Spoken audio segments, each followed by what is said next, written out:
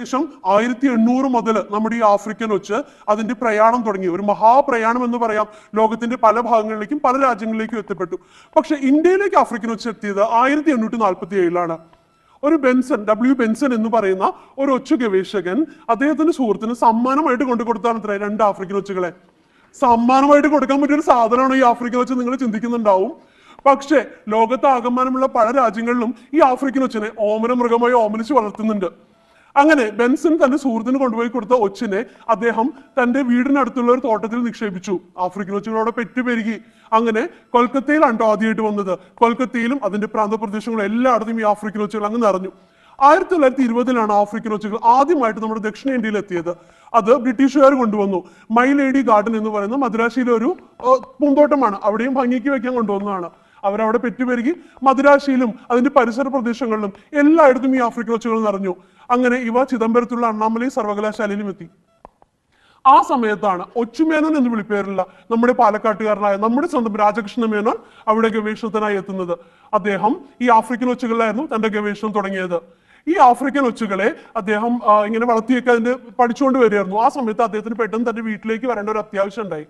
ആ സമയത്ത് തനിയല്ല വന്നത്, 2 ഒച്ചുകളെയും കൈപിടിച്ച് ആശാൻ പാലക്കാട് എത്തിയിട്ട് തന്റെ വീട്ടില് ഈ ആഫ്രിക്കൻ ഒച്ചുകളെ ഒരു ചെറിയൊരു പാട്ടയിലിട്ട് വളർത്തുകയായിരുന്നു. അദ്ദേഹത്തിന്റെ വീട്ടിലെ ജോലിക്കാരി അറിയാതെ ഈ ആഫ്രിക്കൻ ഒച്ചുകളെ എടുത്ത് അങ്ങ് പുറത്തേക്ക് കളഞ്ഞു. കേരളത്തിലെത്തിയില്ലേ, പച്ചപ്പും ഹരിതാപവും നിറഞ്ഞ് നമ്മുടെ സ്വന്തം കേരളത്തിലെ ഒച്ചുകൾക്ക് അത് പരദീസയായി പെരുകാൻ തുടങ്ങി. പാലക്കാട് ആഫ്രിക്കൻ ഒച്ചുകളുടെ 1ാം പ്രളയം അങ്ങനെ വന്നു. 2ാമത്തെ പ്രളയം നടക്കുന്നത് 1970-കളിലാണ് കേട്ടോ. 70-കളിൽ ഈ പാലക്കാട് നമ്മുടെ ഡോക്ടർ ബാബു പോൾ ആയിരുന്നു പാലക്കാട് ജില്ലാ കളക്ടർ ആയിരുന്നത്. അപ്പൊ ആ സമയത്ത് ഭയങ്കരമായിട്ട് ആഫ്രിക്കൻ ഒച്ചുകൾ പെരുകി. അപ്പൊ അദ്ദേഹം പറഞ്ഞു, നിങ്ങൾ ഓരോ ഒച്ചിനെ കൊണ്ടുവരൂ, നിങ്ങൾക്ക് 1 പൈസ വെച്ച് തരാം എന്ന് പറഞ്ഞു. നമ്മളാണെങ്കിലും ചെയ്യില്ലേ, ഒരു ഒച്ചിന് 1 രൂപയോ 2 രൂപയോ കിട്ടിയാലും പറക്കി കൂട്ടി ചാക്കിലോ പൊട്ടയിലോ ആക്കി നമ്മൾ കൊണ്ടുപോയി കൊടുക്കും. അതുപോലെ തന്നെ പാലക്കാട്ടുകാരും ചെയ്തു. എല്ലാവരും ഒച്ചുകളെ പറക്കി കൂട്ടി ചാക്കിലാക്കി കളക്ടറേറ്റിൽ കൊണ്ടുപോയി. പക്ഷേ കളക്ടറുടെ കയ്യിൽ കൊടുക്കാനായിട്ടുള്ള പൈസ തീർന്നുപോയി. ഖജനാവ് കാലിയായി. ദേഷ്യം വന്ന ആൾക്കാർ ഒച്ചുകൾ അവിടെ കൊട്ടിയിട്ട് സ്ഥലം വിട്ടു. അങ്ങനെ പാലക്കാട് ആഫ്രിക്കൻ ഒച്ചുകളുടെ വൻ പ്രളയം ഉണ്ടായി. 2ാമത്. 3ാമത്തെ ആഫ്രിക്കൻ ഒച്ചുകളുടെ പ്രളയമാണ് ഏറ്റവും ശ്രദ്ധേയമായ ഒന്ന്. 2004-2005 കാലഘട്ടത്തിലാണ് പിന്നീട് ആഫ്രിക്കൻ ഒച്ചുകൾ വന്നത്. ഇതില് കേരളത്തിലെ 3 സ്ഥലങ്ങളിലാണ് ഇവ പ്രധാനമായിട്ട് വന്നത്.